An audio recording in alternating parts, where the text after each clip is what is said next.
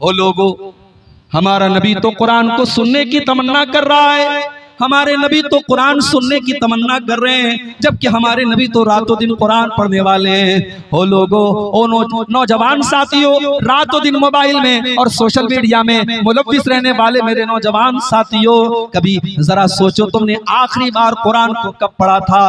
तुमने तो कार के अंदर भी गाने को सेट करके रखा है, तुमने तो मोबाइल की कॉलर ट्यून में भी गाने सेट करके रखा है, जब तुम बाइक चलाते हो तब भी अपने कानों में हेडफोन लगा करके गाने सुना करते हो, जब तुम कार चलाया करते हो तब भी तुम गाने सुना करते हो। अल्लाह न करे अगर ट्रेन का, कार का या बाइक का एक्सीडेंट हो जाए, हादसा हो जाए और उसी हालत में तुम्हारी मौत हो जाए, तो अल्लाह के नबी फरमाते हैं इन्नल अब्द युबासु अला मा माता अलैहि, बंदा जिस हाल में मरेगा उसी हाल में कल कयामत के दिन उठाया जाएगा। मेरे नौजवान साथियों, अगर हो सके अपनी मसरूफ जिंदगी में से कुछ टाइम कुरान को सुनने सुनाने के लिए भी निकाल लिया करो, शायद उसी हालत में हमारी मौत आ जाए तो कम से कम अल्लाह के यहाँ हम अल्लाह की बारगाह में नजात तो पा सकते हैं कि हम कुरान पढ़ते वक्त पढ़ते हुए दुनिया से आए थे। अल्लाह के नबी हजरत अब्दुल्ला से कह रहे हैं, अब्दुल्ला जो कुरान पढ़ के सुनाओ, मैं दूसरे के मुंह से कुरान सुनना चाहता हूं। मगर आज क्या हो रहा है? आज तो कब्र पे जाकर के भी हमें हंसी आती है, मजाक करते हैं हम। कितने लोगों को देखता हूं जनाजे की नमाज में जा रहे हैं और आपस में हंसी मजाक कर रहे हैं, मोबाइल पर वीडियो देख रहे हैं, यानी कब्रिस्तान में भी अब हमें मौत याद नहीं आती। मेरे प्यारे साथियों, एक और मौके पर मेरे नबी की आंखों से आंसू आए थे। इब्ने माजा की रिवायत है, एक अंसारी सहाबी का जनाजा था, अल्लाह के नबी जनाजे में गए हुए थे और जनाजे को कब्र में उतारा जा रहा था और अल्लाह के प्यारे हबीब कब्र के एक साइड अपने सहाबा के साथ बैठे हुए थे। आप गौर कर रहे थे, उस अजाब कब्र के बारे में सोच रहे थे, उस कब्र की जिंदगी के बारे में आप सोच रहे थे और आपकी आंखों से आंसू बह रहे थे और आपने रोते हुए अपने सहाबा से फरमाया, लिमिस्लि हाज़ा फ़अइतू या इख़वानी, ऐ मेरे भाइयों, इस कब्र में तुमको भी आना है, इस कब्र में आने की तैयारी करो। हथिया दियारा वालों, दुनिया में आपने बड़ी प्रॉपर्टी बना ली होगी, बड़ी जमीनों जायदाद आपने बना ली होगी, बड़ी दौलत आपने इकट्ठा कर ली होगी, मगर जाना तो एक दिन हम सबको कब्र में है। उस कब्र में 2 गज जमीन से ज्यादा हमको मिलने वाला नहीं है। उस कब्र में न बेटा बाप के काम आएगा, न बीवी शौहर के काम आएगी, न भाई भाई के काम आएगा। उस कब्र में हमारे साथ क्या होगा? मेरे भाइयों, अगर कब्र के बारे में हम सोच लें तो शायद दुनिया की चीजें हमें मजा देना बंद कर दे, दुनिया की लज्जतें हमारे लिए हराम हो जाए।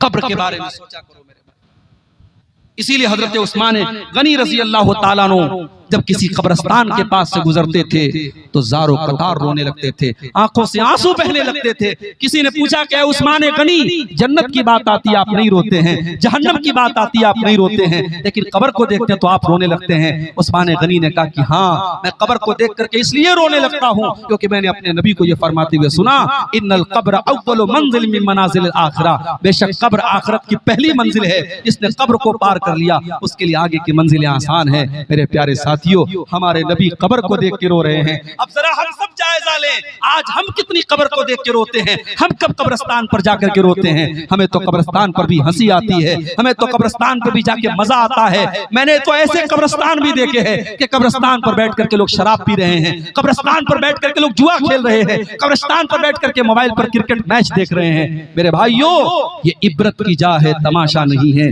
कब्रिस्तान इबरत की जगह है।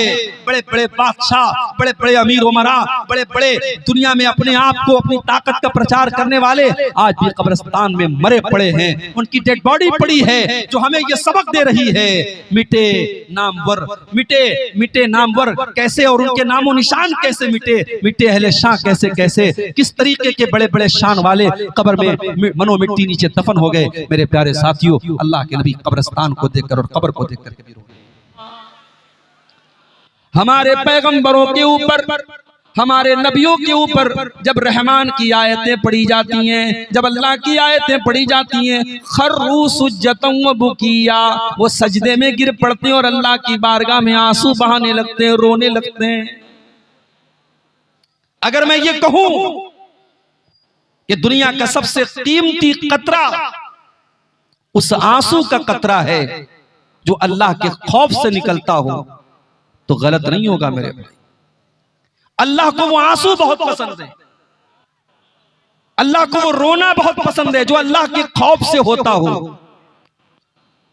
कल कयामत के दिन अल्लाह की बारगाह में जब सूरज 1 मील की दूरी पर होगा और लोग गर्मी से बेहाल होंगे, अल्लाह रब्बुल आलमीन अपने कुछ स्पेशल बंदों को, कुछ खास बंदों को अपने अर्श का साया देगा। उन खास बंदों में अल्लाह के प्यारे नबी फरमाते हैं व रजुलुन ज़करल्लाह खालियन फफाज़त ऐना।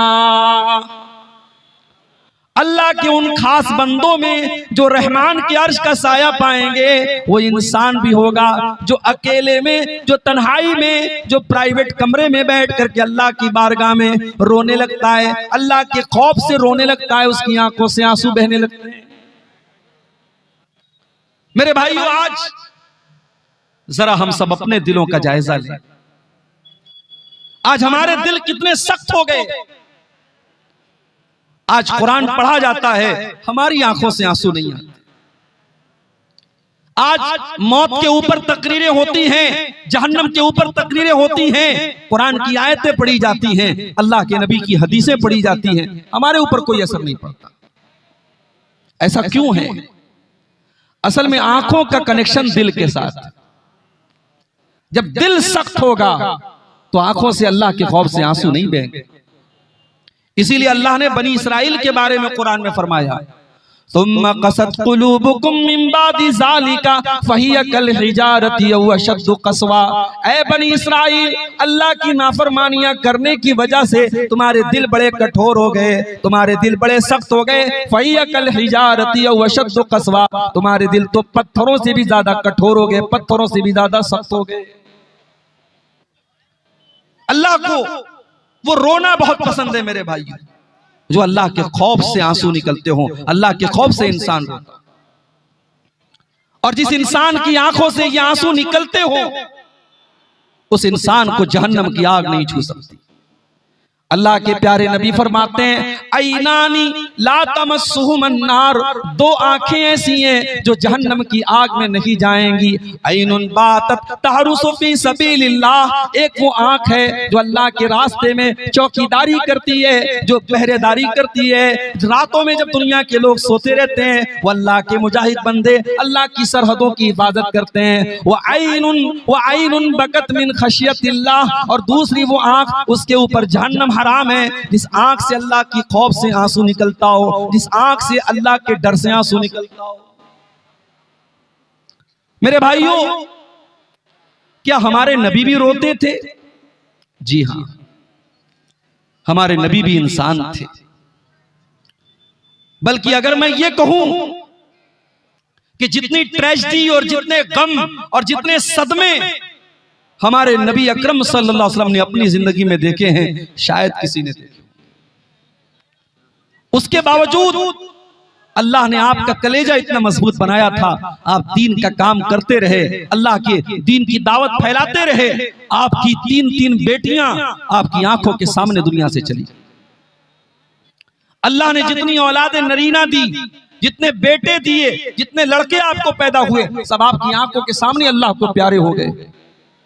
आपके दांत तोड़े गए ओहद के मैदान में, आप पर पत्थर मारे गए ताइफ के बाजार में, आपको अपने शहर से निकाला गया, आपको पागल कहा गया, आपको शायर कहा गया, आपको जादूगर कहा गया।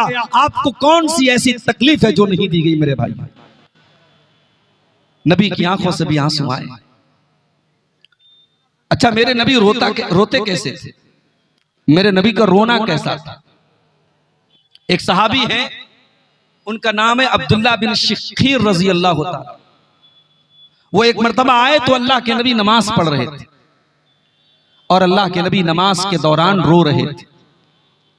अब अब्दुल्ला इब्न शिखीर कहते हैं कि मैंने अपने नबी को रोते हुए देखा। वफी सदरिही अजीजुन का अजीजिल मिर्जल, मैंने देखा जैसे चूल्हे के ऊपर हांडी रखी हुई हो और हांडी के अंदर से गोश्त के पकने की आवाज आती हो, धीरे धीरे हांडी के अंदर किसी चीज के पकने की आवाज आती हो। अल्लाह के प्यारे नबी नमाज की हालत में रो रहे हैं और आपके सीने से उस तरीके की आवाज आ रही है। आप जुबान से तो रोने का इजहार नहीं फरमा रहे, जुबान से ऐसा नहीं लग रहा है कि आप रो रहे हैं, मगर आपकी आंखें बता रही हैं और आपके सीने से निकलने वाली वो आवाज बता रही है कि आप रो रहे हैं। ये अल्लाह के नबी का रोना था मेरे भाई। आज की तकरीर में मैं चाहता हूं अल्लाह के रसूल की सीरत से कुछ ऐसे वाकयात आपके सामने बयान किए जाएं, कुछ ऐसे मौके आपके सामने बयान किए जाएं जब अल्लाह के रसूल की आंखों से आंसू निकले। मगर इसके पहले कि मैं अल्लाह के नबी की सीरत से वो वाकयात बयान करूं, एक और पॉइंट की बात आपको बता देता हूं कि रोना जो होता है वो कई टाइप का होता है। अल्लामा इब्ने क़य्यिम की बड़ी मशहूर किताब है, नौजवानों से कहना चाहता हूं कभी मौका मिले, उर्दू में भी अवेलेबल है, उसको मुताला करो, पढ़ो। ज़ादुल मआद बड़ी बेहतरीन किताब है। ज़ादुल मआद में अल्लामा इब्ने क़य्यिम ने रोने की 10 किस्में लिखी। 10 टाइप का रोना होता है। एक रोना होता है रहमत का, इंसान को किसी के ऊपर रहम आता है वो रोने लगता है।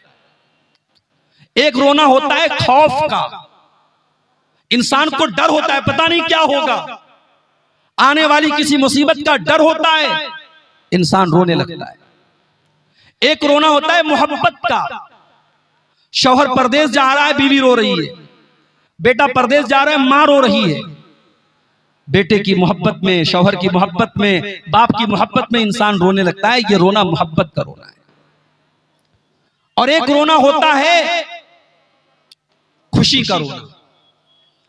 कोई अच्छी खबर मिली, एग्जाम में इंसान पास हो गया, बेटे ने टॉप कर लिया, बाप की आंखों से आंसू आ गए, खुशी के आंसू। एक रोना होता है दर्द का रोना, कहीं बदन में कोई तकलीफ हो गई, कोई चोट लग गई, कोई जख्म हो गया, इंसान रोने लगा। एक रोना होता है गम का रोना, कोई मर गया, कोई हादसा हो गया, कोई गम आ गया, कोई नुकसान हो गया, इंसान रोने लगा। एक रोना होता है कमजोरी का रोना, इंसान बूढ़ा हो गया, हड्डियां कमजोर हो गई, जरा जरा सी बात पे रोने लगा, ये कमजोरी का रोना है। एक रोना होता है निफाक का रोना, झूठ मूठ का रोना, जैसे हजरत यूसुफ के भाइयों ने झूठ मूठ का रोना रोया था। अपने भाई यूसुफ को उन्होंने कुएं में डाला और उनके कपड़े को नकली खून में लपेट करके, उसमें खून लगा करके अपने बाप के पास रोते हुए आए। और एक रोना होता है किराए का रोना, अरब में और आज भी हिंदुस्तान में भी कहीं कहीं पैसा दे करके किसी के मरने पर किराए पर पैसा दे करके रोने वालों को बुलाया जाता है।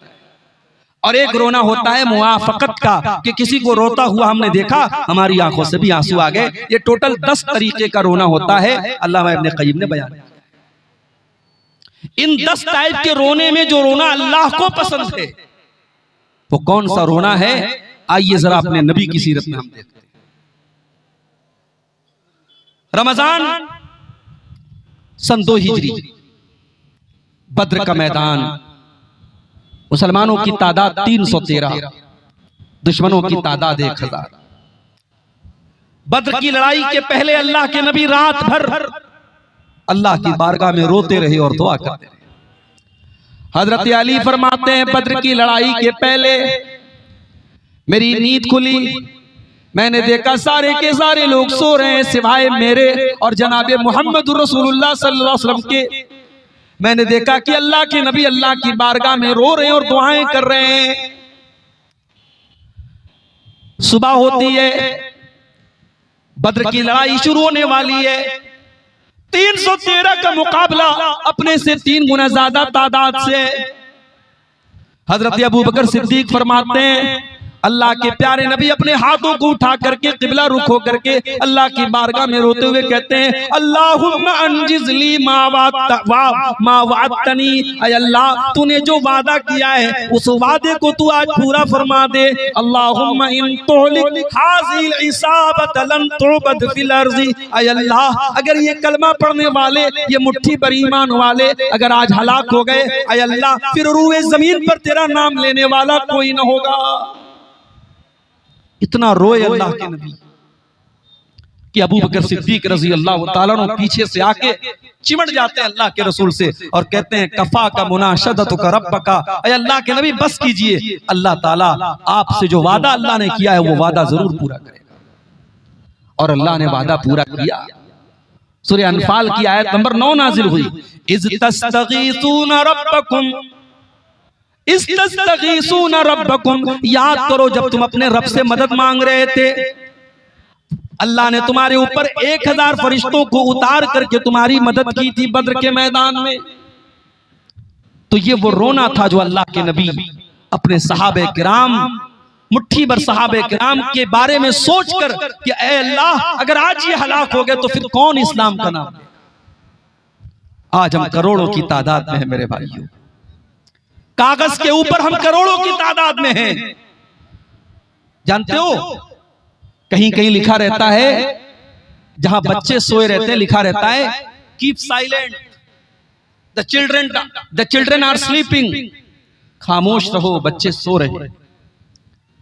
दुनिया वाले ये पोस्टर लगाते हैं, ये स्लोगन लगाते हैं, बच्चे सो रहे हैं, डिस्टर्ब मत करो, खामोश रहो।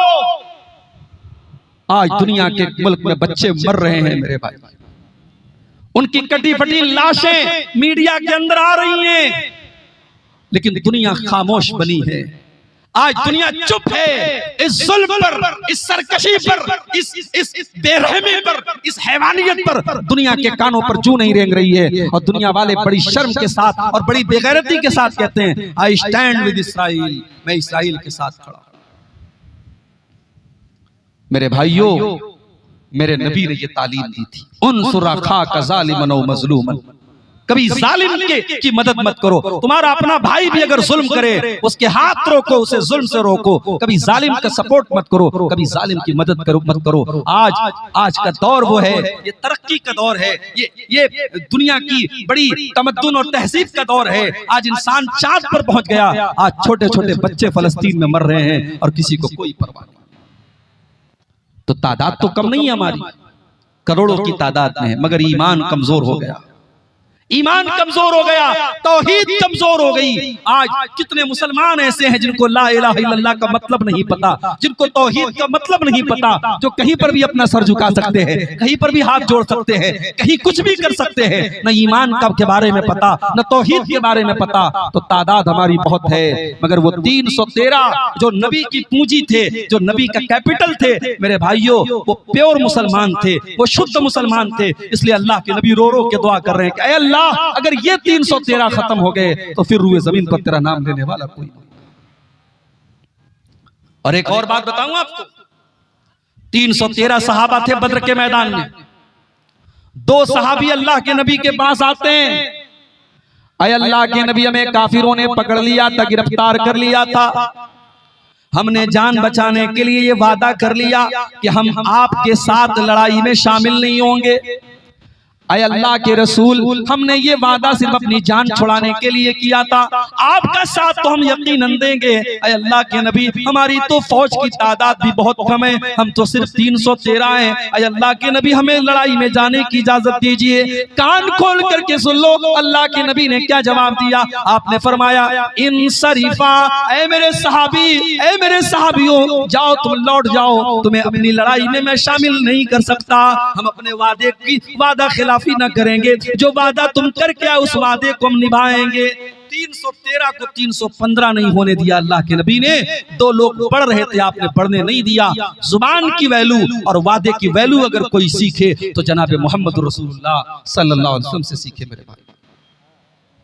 तो एक आंसू तो मेरे नबी की आंखों से बद्र के मैदान में निकले थे। एक और मौका याद कीजिए, अम्मा आयशा फरमाती हैं, रात का टाइम था, अल्लाह के प्यारे नबी मेरे साथ थे, रात का आखिरी पहर आया, आपने फरमाया या आयशा ज़रीनी अताअब्बद ले रब्बी, ऐ आयशा मैं अपने रब की इबादत करने जाना चाहता हूँ, ऐ आयशा मुझे जाने दो। हजरत आयशा से अल्लाह के नबी बहुत मोहब्बत करते थे, और जब इंसान बीवी से मोहब्बत करता है तो बीवी के नखरे उठाता है। भाई अल्लाह के नबी तहज्जुद पढ़ने जाना चाहते हैं, इसमें बीवी से इजाजत लेने या बीवी से पूछने का कोई मतलब नहीं है, मगर ये मोहब्बत के इजहार का एक तरीका है, ये प्यार के इजहार का एक तरीका है। कहा आयशा मैं अल्लाह की इबादत करने जाना चाहता हूँ। अम्मा आयशा ने फरमाया इन्नी उहिब्बु कुर्बक व उहिब्बु मा यसरुक, ऐ अल्लाह के नबी मैं तो यही चाहती हूँ कि आप मेरे करीब रहें, लेकिन अगर आपकी खुशी अल्लाह की इबादत करने में है, आप बड़े शौक से जाएं, मुझे कोई एतराज नहीं है। अम्मा आयशा फरमाती हैं फकामा, अल्लाह के नबी अपने बिस्तर से खड़े हुए, फततहरा आपने वजू किया, फिर आप खड़े होकर के तहज्जुद की नमाज पढ़ने लगे और तहज्जुद की नमाज पढ़ करके आप बैठ करके रोने लगे। इतना रोए हत्ता बल्ला हिजरुहु, आपके कपड़े का दामन आंसुओं से तर हो गया। फिर उसके बाद फिर आपकी आंखों से आंसू बहने लगे। इतना रोए हत्ता बल्लत लहियतुहु, यहाँ तक कि आपकी दाढ़ी आंसुओं से तर हो गई। फिर आप रोने लगे हत्ता बल्लतिल अर्ज़ु, यहाँ तक कि जमीन पूरी की पूरी आपके आंसुओं से भीग गई। अल्लाह अकबर। हमारा नबी तहज्जुद में रोता था। हम और आप पांचों टाइम की नमाज भी नहीं पढ़ते। मस्जिद के लिए जलसा हो रहा है, मुझे शायर का वो शेर याद आता है, मस्जिद तो बना ली शब भर में ईमान की हरारत वालों ने, मन अपना पुराना पापी था बरसों में नमाजी बन न सका। मस्जिदें तो बहुत है मेरे भाई, हम एक मस्जिद के जाने का गम कर रहे हैं, यहां हजारों लाखों मस्जिदें हैं। मस्जिदों को आबाद करने वाले नहीं। और कान खोल करके सुन लो हतिया दियारा के मेरे भाइयों, कुरान की नजर में मर्द कौन है? कुरान ने मर्द किसको कहा है? कुरान की नजर में मर्द वो है जो अपने काम धंधे को छोड़ करके नमाज के टाइम नमाज पढ़ने के लिए आता हो। कुरान का 18वां पारा उठाओ, अल्लाह फरमाता है सूरह नूर के अंदर, रिजालुल ला तुल्हीहिम तिजारतुन वला बैउन अन जिक्रिल्लाहि व इकामिस सलाति व ईताइज ज़कात। हकीकत में मर्द तो वो है, हकीकत में मर्द तो वो है जो नमाज के टाइम अपने कारोबार को छोड़ देते हैं, अपने लेन देन को छोड़ देते हैं, जिनका बिजनेस, जिनका कारोबार नमाज से बढ़ करके नहीं है। हम तो इतने बड़े बिजनेसमैन हो गए, हम तो इतने बड़े कारोबारी हो गए, हम नमाज छोड़ देते हैं अपने कारोबार के लिए, अपने बिजनेस के लिए, अपनी नौकरी के लिए। मेरे भाइयों, कहीं ऐसा ना हो वो कारोबार हमारे लिए वबाल बन जाए, वो दौलत हमारे लिए मुसीबत बन जाए, वो नौकरी हमारे लिए मुसीबत बन जाए। 5 टाइम की नमाज हमारा भाई नहीं पढ़ता, तहज्जुद क्या पढ़ेगा? या हमारे नबी तहज्जुद की नमाज पढ़ रहे हैं और तहज्जुद की नमाज पढ़ के अल्लाह के नबी रो रहे हैं। और अपने नौजवान भाइयों से एक बात कहना चाहता हूं, अगर जिंदगी में कुछ गोल्स हैं, कुछ सपने हैं, कुछ टारगेट है जिसको पूरा करना है ना, तो उस अल्लाह के सामने रात में तहज्जुद पढ़ के अपने टारगेट पेश करो, अपनी आरजुओं को पेश करो, जिस अल्लाह के दर से कोई खाली हाथ नहीं लौटता। रात के टाइम जब दुनिया सो रही हो, अगर बंदा अल्लाह की बारगाह में खड़ा होकर अल्लाह को याद करता है, अल्लाह को बंदे की यादा बड़ी पसंद आती है। अल्लाह ने ऐसे लोगों का जिक्र कुरान में भी किया है, ततजाफा जुनूबुहुम अनिल मज़ाजि'i यदऊना रब्बहुम खौफन व तमअन व मिम्मा रज़क़नाहुम युनफ़िक़ून। मेरे जन्नती बंदे तो वो हैं, मेरे मुत्तकी बंदे तो वो हैं, मेरे मोमिन बंदे तो वो हैं, जब दुनिया आराम से बिस्तरों पर सो रही हो, वो बिस्तरों से उठ करके अल्लाह की बारगाह में नमाज पढ़ते रहते हैं, वो अल्लाह को याद करते रहते हैं। अल्लाह के नबी तहज्जुद की नमाज में रो रहे हैं मेरे भाई। फजर का टाइम हो जाता है, हजरत बिलाल आते हैं आपको नमाज की इत्तला देने के लिए। क्या देखते कि अल्लाह के नबी की आंखों से इस कदर आंसू बहे, आप इस कदर रोए हैं, आपकी दाढ़ी आंसुओं से भीगी है, जमीन आंसुओं से भीगी है, आपके कपड़े आंसुओं से भीगे हैं। हजरत बिलाल कहते हैं, अरे अल्लाह के नबी आप इतना क्यों रोते हैं? अल्लाह ताला ने तो आपकी अगली पिछली सारी खताएं माफ कर दी हैं, आप तो बख्शे बख्शाए, आप इस कदर क्यों रोते हैं? अल्लाह के नबी फरमाते हैं, अफला अकूनु अब्दन शकूरा, ऐ बिलाल क्या मैं अपने रब का शुक्रगुजार बंदा न बनूं? अगर अल्लाह ने मुझे ये काम दिया है, अगर अल्लाह ने मुझे अपना आखिरी नबी बनाया है, क्या मैं अपने रब का शुक्रिया भी अदा न करूं? उसके बाद आपने फरमाया, ऐ बिलाल आज की रात मेरे ऊपर कुरान की एक आयत नाजिल हुई है, जो इंसान इस आयत को सुन करके इस पर गौर न करे वो बर्बाद हो जाए, वो हलाक हो जाए। नबी ने बद्दुआ दे दी, वैलुल लिमन क़राहा वलम यतदब्बरहा, जो इस आयत को सुन करके इसके ऊपर गौर न करे उसके लिए बर्बादी है। कौन सी आयत थी? सूरह आले इमरान की आयत नंबर 91 थी। अल्लाह ने फरमाया, इन्न फी खल्क़िस समावाति वल अर्दि वख्तिलाफिल लैलि वन नहारी लआयातिल लिउलिल अलबाब। बेशक आसमानों और जमीन की तख्लीक के अंदर, बेशक दिन और रात की गर्दिश के अंदर अक्लमंदों के लिए निशानियां हैं। और अक्लमंद कौन लोग हैं? अल्लाह ने फरमाया, अल्लज़ीना यज़कुरूनल्लाह क़ियामन व क़ुऊदन व अला जुनूबिहिम व यतफ़क्करून फी खल्क़िस समावाति वल अर्ज़ि रब्बना मा खलक़्त हाज़ा बातिला। अल्लाह ने कहा अक्लमंद वो लोग हैं। রাজবাড়ার একটা মেয়ে ছেলে কান্দা বিয়াকুল আছে, স্টেজে আছেন, কে এমন মা আছেন যে নিজের ছেলে ছেড়ে আপনি ঘুমিয়ে আছেন? রাজবাড়া সিরাজুলের মেয়ে।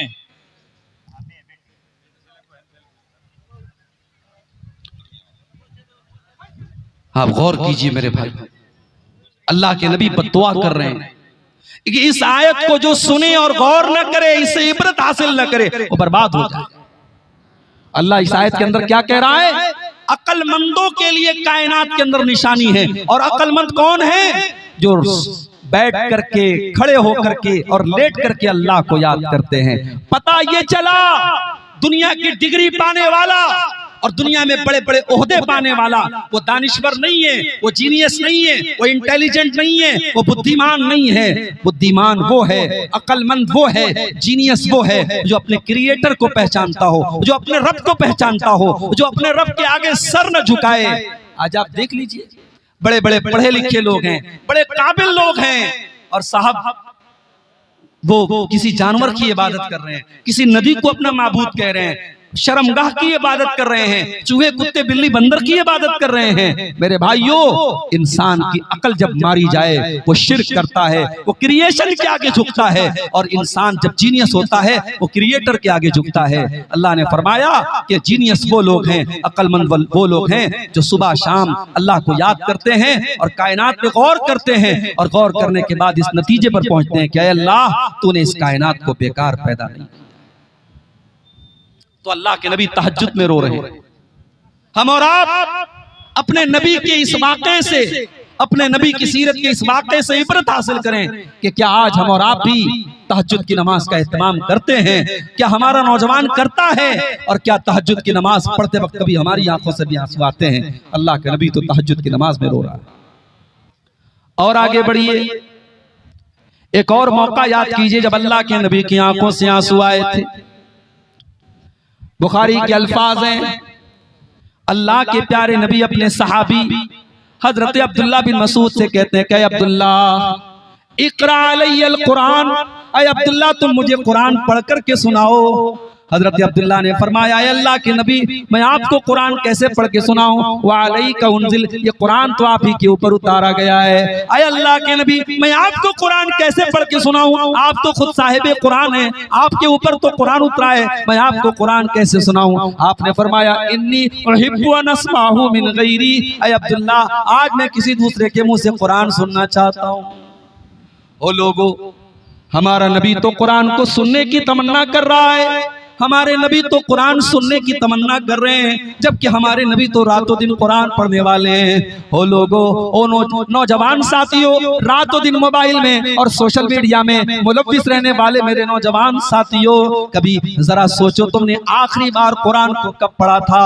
तुमने तो कार के अंदर भी गाने को सेट करके रखा है, तुमने तो मोबाइल की कॉलर ट्यून में भी गाने सेट करके रखा है, जब तुम बाइक चलाते हो तब भी अपने कानों में हेडफोन लगा करके गाने सुना करते हो, जब तुम कार चलाया करते हो तब भी तुम गाने सुना करते हो। अल्लाह न करे अगर ट्रेन का, कार का या बाइक का एक्सीडेंट हो जाए, हादसा हो जाए और उसी हालत में तुम्हारी मौत हो जाए, तो अल्लाह के नबी फरमाते हैं, इन्नल अब्द युबासु अला मा माता अलैहि, बंदा जिस हाल में मरेगा उसी हाल में कल कयामत के दिन उठाया जाएगा। मेरे नौजवान साथियों, अगर हो सके अपनी मसरूफ जिंदगी में से कुछ टाइम कुरान को सुनने सुनाने के लिए भी निकाल लिया करो। शायद उसी हालत में हमारी मौत आ जाए तो कम से कम अल्लाह के यहाँ हम अल्लाह की बारगाह में नजात तो पा सकते हैं कि हम कुरान पढ़ते वक्त पढ़ते हुए दुनिया से आए थे। अल्लाह के नबी हजरत अब्दुल्ला से कह रहे हैं, अब्दुल्ला जो कुरान पढ़ के सुनाओ, मैं दूसरे के मुंह से कुरान सुनना चाहता हूं।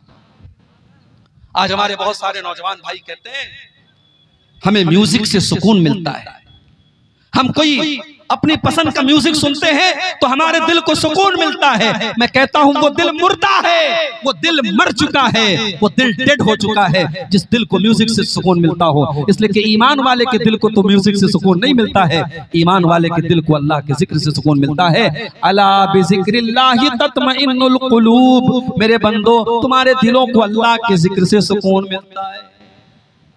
आपने कहा, अब्दुल्ला तुम्हारे मुंह से कुरान सुनना चाहता हूं। और यहां एक बात और नोट कर लो, सहाबा में हर सहाबी की अपनी एक क्वालिटी थी। कोई सहाबी लड़ने में माहिर है, कोई सहाबी इल्म में माहिर है, कोई सहाबी फतवा देने में माहिर है। हर सहाबी का अपना एक किरदार है।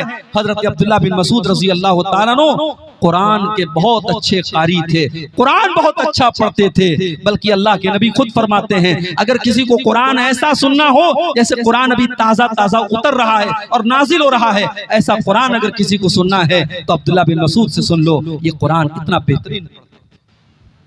अगर आज आपका बच्चा कुरान का हाफिज है, अगर आज आपका बच्चा कुरान पढ़ रहा है और तरावी की नमाज में सैकड़ों और हजारों लोग आपके बच्चे के पीछे तरावी की नमाज पढ़ रहे हैं, मेरे भाइयों ये खुशकिस्मती और खुशनसीबी का मकाम है। कुरान को पढ़ने पढ़ाने वाले से बड़ा किसी का मकाम नहीं है। हजरत अब्दुल्ला बिन मसूद कहते हैं, मैं अल्लाह के नबी को सूरह निसा पढ़ के सुनाने लगा, मैं सूरह निसा की तिलावत करने लगा। जब मैं सूरह निसा को पढ़ने लगा तो पढ़ते पढ़ते मैं सूरह निसा की इस आयत के ऊपर पहुंचा, फकैफ़ इज़ा जीना मिन कुल्लि उम्मतिन बिशहीदिन व जीना बिका अला हाउलाइ शहीदा। ऐ नबी, ऐ मेरे रसूल, हर उम्मत में से हम हर एक गवाह लाएंगे और ऐ नबी आपकी उम्मत के ऊपर हम आपको गवाह बनाएंगे। हजरत अब्दुल्ला कहते हैं, जब मैं इस आयत के ऊपर पहुंचा, अल्लाह के नबी ने हाथ उठा करके कहा कि अब्दुल्ला बस करो, बस करो, अब रोक दो, अब तिलावत रोक दो। मैंने नजरें उठा के देखा, फैज़ा ऐनाहु तज़रिफान, अल्लाह के नबी की आंखों से आंसू बह रहे थे, अल्लाह के नबी रो रहे थे, अल्लाह के नबी की आंखों से आंसू बह रहे थे। आप इसलिए रो रहे थे, आपको अपने कंधे पर डाली जाने वाली जिम्मेदारी का एहसास था, आपको ये एहसास था इतनी बड़ी जिम्मेदारी अल्लाह ने मेरे कंधे पर डाली है, मेरी सारी उम्मत के बारे में मुझे गवाह बनाया जाएगा, मुझसे सवाल किया जाएगा। इस जिम्मेदारी के बारे में सोच करके अल्लाह के नबी रो रहे थे। आज कौन जिम्मेदारी के बारे में सोच के रोता है? आज तो होड़ लगी है ओहदों की, मुझे अमीर बना दो, मुझे नाजिम बना दो, मुझे खजांची बना दो, मुझे मदरसे का नाजिम बना दो, मुझे मस्जिद का मुतवल्ली बना दो। आज तो साहब सियासत होती है, पॉलिटिक्स होती है, लड़ते हैं, झगड़ते हैं, खरीदो फरोख्त होती है। आज तो ओहदे और कुर्सी के लिए इंसान किसी हद तक गिर जाता है। मेरे भाइयों, हमारे नबी ने ये सबक भी हमें सिखाया कि ओहदे और जिम्मेदारी ये लेना बहुत आसान काम है, उसे निभाना बहुत मुश्किल काम है। अल्लाह के नबी अपनी जिम्मेदारी के बारे में सोच करके रो रहे हैं। मेरे भाइयों, आपकी आंखों से आंसू है। और आगे बढ़िए, एक और मौके पर अल्लाह के नबी की आंखों से आंसू आए थे। सही मुस्लिम के अल्फाज हैं, अल्लाह के नबी अपनी मां की कब्र पे जाते हैं, आपके साथ आपके सहाबा भी हैं। अपनी मां को आपने 6 साल की उम्र में खो दिया था। ओ लोगों, यतीम क्या होता है ये कोई अल्लाह के नबी से पूछे। आप पैदा हुए तो बाप का साया न था, 6 साल की उम्र में आपने अपनी माँ को खो दिया, न माँ का प्यार आपको ढंग से मिला, न बाप का साया आपको मिला।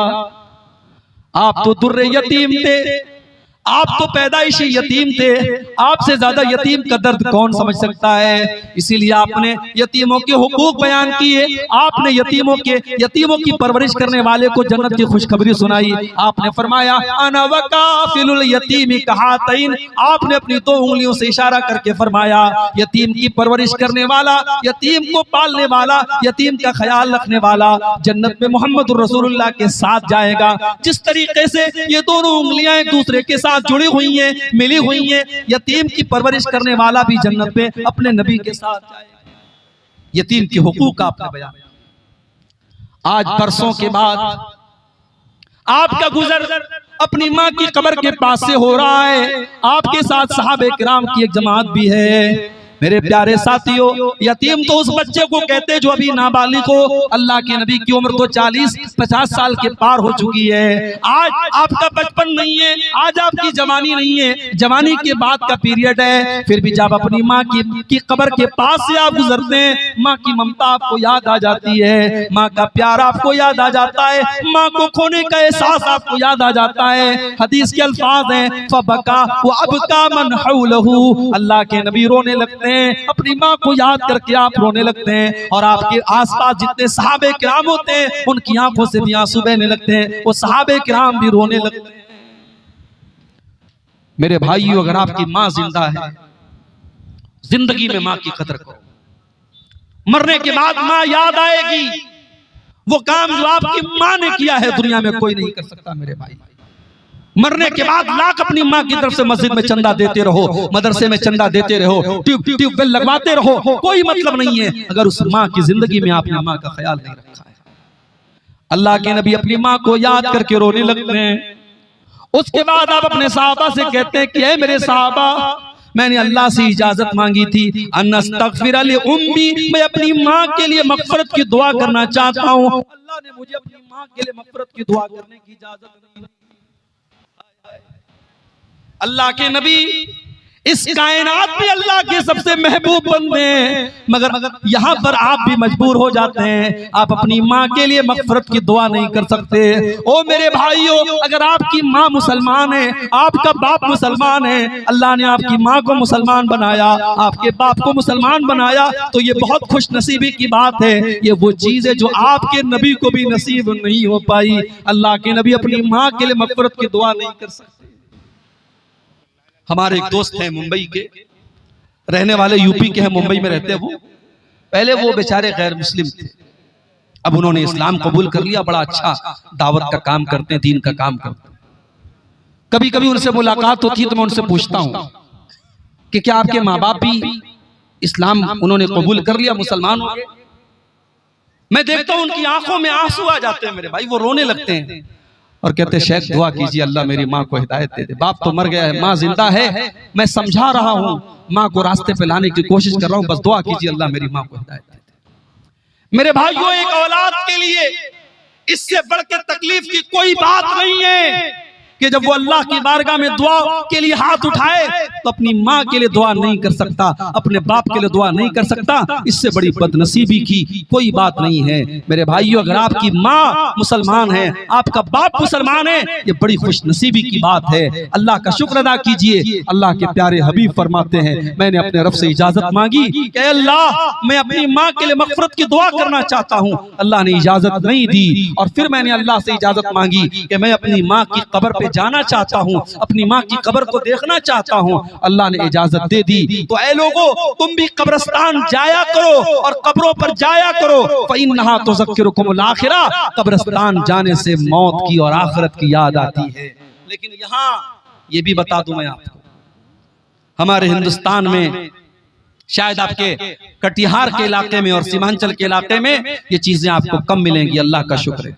थोड़ा सा आप और उधर चले जाएं, थोड़ा सा आप यूपी की तरफ चले जाएं, राजस्थान की तरफ चले जाएं, दिल्ली की तरफ चले जाएं, कोई शहर खाली नहीं है, कोई शहर खाली नहीं है जहां बुजुर्गों की कब्रों के नाम पर बड़े बड़े मकबरे बने हैं और जहां बड़ी रौनक लगी है, मर्दों औरतों का जमघट है और वहां बाकायदा शिर्क हो रहा है और अल्लाह को नाराज करने वाले काम हो रहे हैं। मेरी प्यारी माँ और बहनों, ऐसी ही औरतों के बारे में अल्लाह के नबी ने फरमाया था, लानल्लाहु ज़व्वारातिल क़ुबूर, ऐसी औरतों पर अल्लाह की लानत हो जो बहुत ज्यादा कब्रिस्तान जाती हैं। इसीलिए उलमा ने कहा कभी कभार औरतें कब्रिस्तान जा सकती हैं, अपने बाप की, अपने शौहर की, अपने भाई की कब्र को देखने के लिए, मौत को याद करने के लिए जा सकती हैं, मगर जो औरतें बहुत ज्यादा कब्रिस्तान जाती हैं, अल्लाह के रसूल ने लानत फरमाई है। मेरे प्यारे साथियों, यहाँ भी अल्लाह के नबी ने वही बात कही कि तुम कब्रिस्तान जा सकते हो, जाया करो, कब्र पर जाने से तुमको आखिरत की याद है। मगर आज क्या हो रहा है, आज तो कब्र पे जाकर के भी हमें हंसी आती है, मजाक करते हैं हम। कितने लोगों को देखता हूं जनाजे की नमाज में जा रहे हैं और आपस में हंसी मजाक कर रहे हैं, मोबाइल पर वीडियो देख रहे हैं, यानी कब्रिस्तान में भी अब हमें मौत याद नहीं आती। मेरे प्यारे साथियों, एक और मौके पर मेरे नबी की आंखों से आंसू आए थे। इब्ने माजा की रिवायत है, एक अंसारी सहाबी का जनाजा था, अल्लाह के नबी जनाजे में गए हुए थे और जनाजे को कब्र में उतारा जा रहा था और अल्लाह के प्यारे हबीब कब्र के एक साइड अपने सहाबा के साथ बैठे हुए थे। आप गौर कर रहे थे, उस अजाब कब्र के बारे में सोच रहे थे, उस कब्र की जिंदगी के बारे में आप सोच रहे थे और आपकी आंखों से आंसू बह रहे थे और आपने रोते हुए आपने रोते हुए अपने साहबा से फरमाया लिमिस्लि हाज़ा फ़अइतू या इख़वानी, ऐ मेरे भाइयों इस कब्र में तुमको भी आना है, इस कब्र में आने की तैयारी करो। हथिया दियारा वालों, दुनिया में आपने बड़ी प्रॉपर्टी बना ली होगी, बड़ी जमीनों जायदाद आपने बना ली होगी, बड़ी दौलत आपने इकट्ठा कर ली होगी, मगर जाना तो एक दिन हम सबको कब्र में है। उस कब्र में 2 गज जमीन से ज्यादा हमको मिलने वाला नहीं है। उस कब्र में न बेटा बाप के काम आएगा, न बीवी शौहर के काम आएगी, न भाई भाई के काम आएगा। उस कब्र में हमारे साथ क्या होगा? मेरे भाइयों, अगर कब्र के बारे में हम सोच लें तो शायद दुनिया की चीजें हमें मजा देना बंद कर दे, दुनिया की लज्जतें हमारे लिए हराम हो जाए।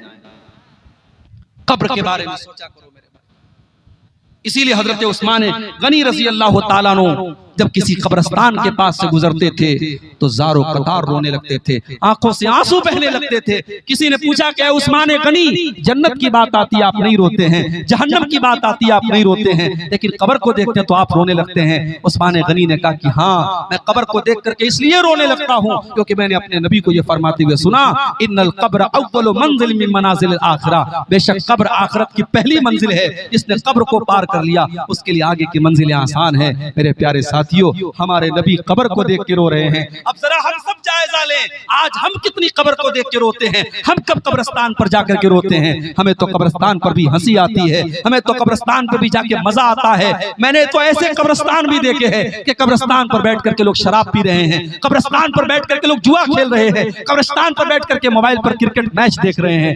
मेरे भाइयों, ये इबरत की जगह है, तमाशा नहीं है। कब्रिस्तान इबरत की जगह है। बड़े बड़े बादशाह, बड़े बड़े अमीर उमरा, बड़े बड़े दुनिया में अपने आप को, अपनी ताकत का प्रचार करने वाले आज भी कब्रिस्तान में मरे पड़े हैं। उनकी डेड बॉडी पड़ी है जो हमें ये सबक दे रही है, मिटे नामवर, मिटे मिटे नामवर कैसे, और उनके नामो निशान कैसे मिटे, मिटे अहले शाह कैसे कैसे, किस तरीके के बड़े बड़े शान वाले कब्र में मनो मिट्टी नीचे दफन हो गए। मेरे प्यारे साथियों, अल्लाह के नबी कब्रिस्तान को देखकर और कब्र को देखकर के भी रो। एक और मौके पर अल्लाह के नबी की आंखों से आंसू आया था। बुखारी और मुस्लिम के अल्फाज हैं, अल्लाह के प्यारे नबी कुरान पढ़ रहे थे। कुरान पढ़ते हुए आपकी, जब आपने इस आयत की तिलावत की, सूरह माइदा की, हजरत ईसा अलैहिस्सलाम अल्लाह की बारगाह में दुआ करते हैं, इन तुअज़्ज़िबहुम फइन्नहुम इबादुक व इन तगफिर लहुम फइन्नका अंतल अज़ीज़ुल हकीम। आय अल्लाह, अगर तू अपने बंदों को अज़ाब देगा तो ये तेरे बंदे हैं, और अगर तू माफ कर देगा, आय अल्लाह, तुझसे कौन हिसाब लेने वाला है? तू तो बड़ा ताकत वाला है, तू तो बड़ा हिकमत वाला है, तू जिसको चाहे माफ करे, जिसको चाहे पकड़ ले, कौन तुझसे हिसाब लेने वाला है? ये हजरत ईसा अलैहिस्सलाम ने अपनी कौम के लिए दुआ की थी। उसके बाद अल्लाह के नबी सूरह इब्राहिम की इस आयत को पढ़ते हैं। इब्राहिम अलैहिस्सलाम अल्लाह की बारगाह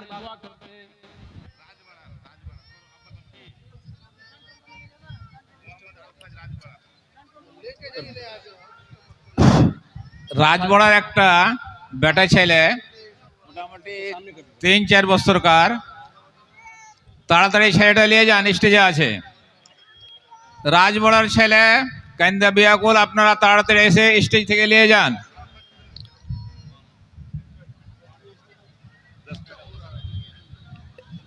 आप गौर कीजिए मेरे भाइयों कि अल्लाह के नबी कुरान पढ़ रहे हैं और सूरह इब्राहिम की आयत आप पढ़ते हैं, इन तुअज़्ज़िबहुम फइन्नहुम इबादुक व इन तगफिर लहुम फइन्नका अंतल अज़ीज़ुल हकीम। आय अल्लाह, हजरत इब्राहिम ये दुआ करते हैं, फमन तबिअनी फइन्नहु मिन्नी व मन आसानी फइन्नका गफूरुर रहीम। आय अल्लाह, जो मेरी पैरवी करेगा वो तो मेरा उम्मती है, और जो मेरी नाफरमानी करेगा तू गफूरुर रहीम है, तू माफ कर देना। अल्लाह के नबी ने इब्राहिम की दुआ को भी देख लिया, आपने ईसा अलैहिस्सलाम की दुआ को भी देख लिया। उसके बाद हदीस के अल्फाज हैं, आपने अपने हाथ उठाए और रो करके कहने लगे, अल्लाहुम्मा उम्मती, अल्लाहुम्मा उम्मती। आय अल्लाह, मेरी उम्मत का क्या होगा? अल्लाह, मेरी उम्मत का क्या होगा? हजरत जिब्रील अलैहिस्सलाम आते हैं और आकर के सवाल करते हैं, ऐ मोहम्मद सल्लल्लाहु अलैहि वसल्लम, आप क्यों रो रहे हैं? आपकी आंखों से आंसू क्यों बह रहे हैं? अल्लाह के नबी फरमाते हैं, मैं अपनी उम्मत के अंजाम के बारे में सोच करके रो रहा हूँ। मैं ये सोच करके रो रहा हूँ कि आखिरत में मेरी उम्मत का अंजाम क्या होगा। अल्लाह ने हजरत जिब्रील के जरिए अपने नबी को ये पैगाम भेजा, इन्ना सनुर्दीका फी उम्मतिका वला नसूका। ऐ नबी, हम आपकी उम्मत के बारे में आपको खुश कर देंगे, आप परेशान ना हो, आपकी उम्मत का बेड़ा पार हो जाएगा। अगर आपकी उम्मत तौहीद पर रहेगी, आपकी उम्मत ईमान पर रहेगी, ऐ नबी हम आपकी उम्मत के बारे में आपको खुश कर देंगे। मेरे प्यारे साथियों, अल्लाह के नबी अपनी उम्मत के लिए रो रहे हैं। হুসেন সালেফিকে স্টেজে নিয়ে আসেন যাদেরকে দায়িত্ব আছে, আর যারা মোটরসাইকেল স্ট্যান্ডে যারাকে জিম্মেদারি দেওয়ানো আছে ওনাকে অনুরোধ, অনেক লোক বাড়িতে যাওয়ার জন্য বের হয়ে পড়েছে, তো আপনারা মোটর সাইকেল স্ট্যান্ডে যান। যাকে মোটর সাইকেল স্ট্যান্ডে জিম্মেদারি দেওয়ানো আছে তাদের কাছে অনুরোধ কি আপনারা মোটর সাইকেল স্ট্যান্ডে যান।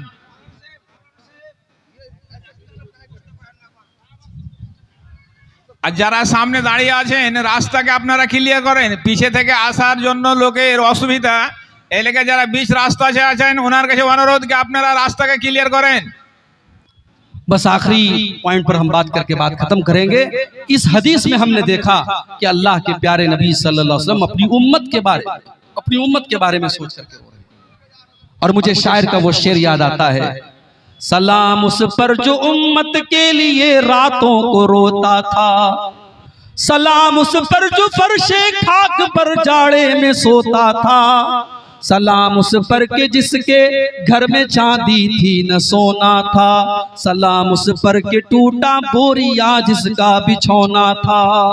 हमारा नबी हमारे लिए रो रहा है मेरे भाई, हमारे नबी की आंखें हमारे लिए भीग रही हैं। और हम इतने बड़े नाशुक्रे हैं और इतने बड़े बेईमान हैं और इतने बड़े बेवफा हैं कि उस नबी की सुन्नतों को आज ठुकरा रहे हैं, उस नबी की सीरत को आज हमने ठुकराया, उस नबी की शरीयत से आज हमने मुंह फेर लिया। मेरे प्यारे साथियों, वो नबी अगर रातों को रोए हैं तो हमारे और आपके लिए रोए हैं और हमारे अंजाम के बारे में सोच के रोए हैं। और कल कयामत के दिन जब मूसा अलैहिस्सलाम कह देंगे मुझे अपनी जान की पड़ी है, ईसा अलैहिस्सलाम कह देंगे मुझे अपनी फिक्र है, आदम अलैहिस्सलाम कह देंगे मुझे अपनी फिक्र है, तो हजरत मोहम्मद रसूलुल्लाह सल्लल्लाहु अलैहि वसल्लम हमारी और आपकी फिक्र करेंगे और अल्लाह की बारगाह में सजदा करेंगे और उसके बाद अपनी उम्मत की शफाअत करेंगे। मेरे प्यारे साथियों, मेरे नबी की आंखों से आंसू तब भी निकले।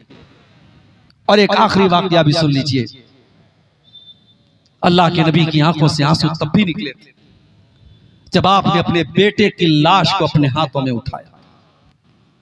बुखारी के अल्फाज हैं, आपका बेटा जो हजरत मारिया के पेट से पैदा हुआ था नाम इब्राहिम था। अरब के दस्तूर के मुताबिक देहात में उसको दूध पीने के लिए भेजा गया था। आपका वो बेटा बीमार हो जाता है और आपको बताया गया कि आपका बेटा बहुत बीमार है, जल्दी से चले आइए। आप साहबे किराम को लेकर के जाते हैं और इब्राहिम को अपने हाथों में लेते हैं। बुखारी के अल्फाज हैं, इब्राहिम रज़ी अल्लाह तआला अन्हु की आखिरी सांसें चल रही हैं, अल्लाह के नबी का बेटा आपकी आंखों के सामने बिछड़ रहा है और आपकी आंखों से आंसू बह रहे हैं। हजरत अब्दुर्रहमान इब्न औफ ने कहा, ऐ अल्लाह के नबी, आप रो रहे हैं, आपकी आंखों से आंसू बह रहे हैं। आपने फरमाया कि हाँ ऐ अब्दुर्रहमान इब्न औफ, हाज़िही रहमतुन जअलहा अल्लाहु फी क़ुलूबि इबादिही। ऐ अब्दुर्रहमान इब्न औफ, क्या मैं एक नबी हूँ, मैं एक रसूल हूँ, क्या मैं एक बाप नहीं हूँ? ये एक बाप के आंसू हैं जो बेटे के लिए निकल रहे हैं। मैं अपने बेटे के दुख में रो रहा हूँ, मेरी आंखों से आंसू मेरे बेटे के लिए निकल रहे हैं। आपके सामने आपका बेटा दुनिया से जा रहा है और आपकी आंखों से आंसू बह रहे हैं और आप ये फरमाते हैं, इन्नल ऐन तदमा वल क़ल्ब यहज़ुन वला नक़ूलु इल्ला मा यरज़ा रब्बुना व इन्ना बिफ़िराक़िका या इब्राहीम महज़ूनून। ऐ इब्राहिम, ऐ मेरे बच्चे, तेरे बाप की आंखों से आंसू बह रहे हैं, तेरे बाप का दिल गमगीन है, तेरा बाप रो रहा है, मगर तेरा बाप आज अपनी जुबान से कोई ऐसी बात नहीं निकालेगा जिससे अल्लाह नाराज हो जाए। ऐ मेरे बच्चे, तेरे जाने से तेरा बाप गमगीन है। बेटे के मरने पर नबी की आंखों से आंसू आए थे। हाँ, 1400 साल बाद मुहर्रम के महीने में उसी नबी के नवासे की शहादत का कब मनाया जाता है। तालियां, सीने पीटे जाते हैं, अंगारों पे लोग चलते हैं, कपड़े फाड़े जाते हैं, काले कपड़े लोग पहनते हैं, गोश्त नहीं बनाते हैं, न जाने क्या क्या करते हैं। मेरे भाइयों, अल्लाह की कसम, मेरे नबी ने न खुशी के मौके पर हमें अंधेरे में रखा है, न गम के मौके पर हमें अंधेरे में रखा है। अगर हमारे ऊपर कोई गम आ जाए, कोई हादसा हो जाए, हमारे बच्चे का इंतकाल हो जाए, हमारे किसी अजीज का इंतकाल हो जाए, अपने नबी का तरीका हम याद रख लें। हमारे नबी ने अपने बेटे के मरने पर क्या किया था? आपने कोई मातम नहीं किया, कोई कपड़ा नहीं फाड़ा, बल्कि बड़े सब्र के साथ आपने कहा कि ऐ मेरे बच्चे इब्राहिम, तेरे जाने से तेरे बाप का दिल गमगीन है, तेरे बाप की आंखों से आंसू बह रहे हैं, मगर तेरा बाप अपनी जुबान से कोई ऐसी बात नहीं निकालेगा जिससे अल्लाह नाराज हो जाए। यहाँ पर भी मेरे नबी की आंखों से आंसू बह रहे थे। और दूसरी रिवायत बुखारी के अंदर हमें यह भी मिलती है, जब अल्लाह के नबी के पास ये पैगाम आया कि आपका कोई नवासा है, आपका कोई नवासा है, उसका आखिरी टाइम है, वो बिल्कुल आखिरी सांसें ले रहा है, आपने अपनी बेटी के पास पैगाम भिजवाया कि जाओ मेरी बेटी से कह दो इन्ना लिल्लाहि मा अखज़ व लहू मा आता, अल्लाह जो चाहे दे दे, जो चाहे ले ले, जाओ मेरी बेटी से कहो सब्र से काम ले। बेटी ने फिर बुलवाया, अब्बा जान आप आइए। अल्लाह के नबी गए, नवासे को आपने हाथ में लिया, व नफ्सुहु यतताक़उ, और बच्चा अपनी आखिरी सांसें ले रहा था। बुखारी के अल्फाज हैं, हजरत साद इब्न उबादा ने कहा, देखा अल्लाह के नबी रो रहे हैं, आपकी आंखों में आंसू बह रहे हैं। हजरत साद इब्न उबादा ने कहा, अल्लाह के नबी आप रो रहे हैं? आपने कहा कि हाँ ऐ साद, मेरा नवासा जा रहा है, उस नवासे से जो मोहब्बत और रहमत है, उस रहमत की ये निशानी है। मेरे भाइयों, नबी अकरम अपने अजीजों की मौत पर भी रोए थे। हजरत हमजा की जब कटी फटी लाश आई थी ग़ज़वे उहद में, अल्लाह के नबी ने देखा अंसार के जितने लोग ग़ज़वे उहद में शहीद हुए थे, उनके ऊपर रोने वाली कोई बहन है, कोई बेटी है, कोई माँ है, लेकिन जब हमजा की कटी फटी लाश आई थी, हमजा के ऊपर रोने वाली कोई औरत नहीं थी। अल्लाह के नबी ने उस मौके पर कहा था कि आज हमजा वो इंसान है ला बवाकी लहू, जिसके लिए मदीना में कोई रोने वाली औरत नहीं है, जिसके कान काट लिए गए, जिसका कलेजा निकाल लिया गया, जिसकी लाश की बेहुरमती की गई, मेरे चचा हमजा के लिए आज कोई रोने वाला नहीं है। उस मौके पर भी अल्लाह के नबी की आंखों से आंसू बहे थे।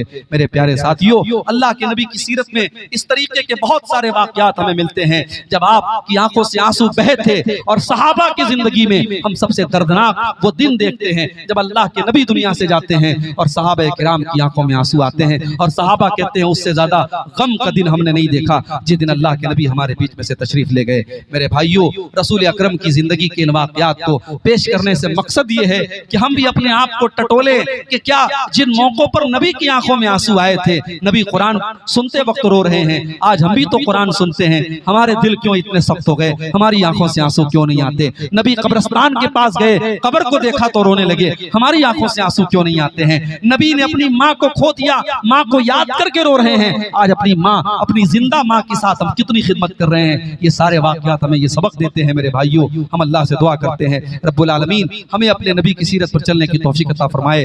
रब्बुल आलमीन आज का ये प्रोग्राम जिस मस्जिद की तामीर के लिए और उसकी तरक्की के लिए मुनक़िद हुआ है, अल्लाह इस मस्जिद की तामीर को जल्द से जल्द हम सबको मुकम्मल करने की तौफीक अता फरमाए। हमारे जिन भाइयों ने मस्जिद की तामीर में हिस्सा लिया है, मैं उनका शुक्रिया अदा करता हूँ, दुआ करता हूँ अल्लाह उनके चंदों को कबूल करे, और जिन्होंने अब तक हाथ आगे नहीं बढ़ाया है उनसे गुजारिश भी करता हूँ कि आप बढ़ चढ़ करके इस मस्जिद की ताउन करें, इसमें हिस्सा लें। अल्लाह हमारे दान को, हमारे खैरात को, हमारे सदका को कबूल फरमाए। रब्बुल आलमीन हमें कहने सुनने से ज्यादा अमल की तौफीक अता फरमाए। आमीन। रब्बना तक़ब्बल मिन्ना इन्नका अंतस समीउल अलीम व तुब अलैना इन्नका अंतत तव्वाबुर रहीम। व सल्लल्लाहु तआला नबीना मुहम्मदिन व आलिहि व सहबिहि अजमईन। वस्सलामु अलैकुम व रहमतुल्लाहि व बरकातुहू।